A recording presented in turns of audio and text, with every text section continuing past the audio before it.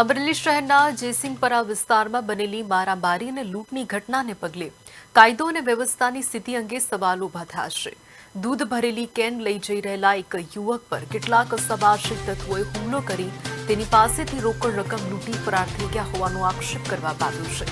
ઘટનાને લઈને સ્થાનિકોમાં ભારે રોષ જોવા મળ્યો હતો।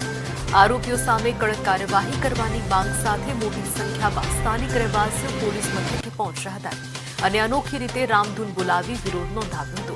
સ્થાનિકોએ આરોપીઓને તાત્કાલિક ઝડપી કાયદેસરની કાર્યવાહી કરવાની તેમજ વિસ્તારમાં કાયદો અને વ્યવસ્થા વધુ મજબૂત બનાવવાની માંગ કરી હતી। પોલીસે સમગ્ર મામલે ફરિયાદના આધારે તપાસ શરૂ કરી હોવાનું જાણવા મળ્યું છે।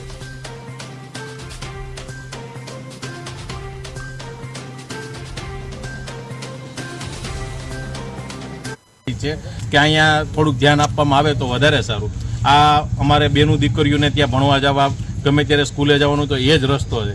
ત્યાં આવી રીતના વારા ઘડીએ પીન અને રોજનો ત્યાંનો એક નક્કી છે કે 24 કલાક જો તમે કોઈ એવા વ્યક્તિને બેહાડી રાખો અને 1 કે 2 ડખા ત્યાં ન થાય એવો 365 દિવસમાંથી દિવસ ન ચાલે। તમારી માંગ શું છે? આજુબાજુમાં જે રહેણાંક વિસ્તાર છે એ લોકોને પણ પૂછો ત્યારે ખબર પડે। હવે જે આ વસ્તુ બનાવ બન્યો કે આને માર્યો, આ છોકરાને ગાડીને બધું તોડફોડ કરી નાખી, એની ઉપર હુમલો કર્યો, પછી અને એનો અંગૂઠામાં એને બટકું ભરીને અધ્યાય ઘણી જગ્યાએ બટકા ભરી લીધા છે અને આવો બધો। અને ત્યારબાદ 9 વાગ્યા પછી પાછા એ બીજી જગ્યાએ પણ 10 વાગે બીજો બનાવ બન્યો કે 10 વાગે બીજી જગ્યાએ જઈને એને પણ એને મારેલા છે। એ બે જગ્યાએ અત્યારે સિવિલમાં 2 વ્યક્તિઓ દાખલ થયા।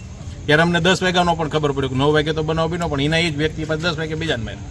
આટલો એને લુખાગીરી અને એટલી બધી એની દાદાગીરી હોવા છતાં જ્યારે અમે ફરિયાદ કરી ત્યારે ફરિયાદમાં થોડુંક તકલીફ હતી, જેથી કરીને અમારે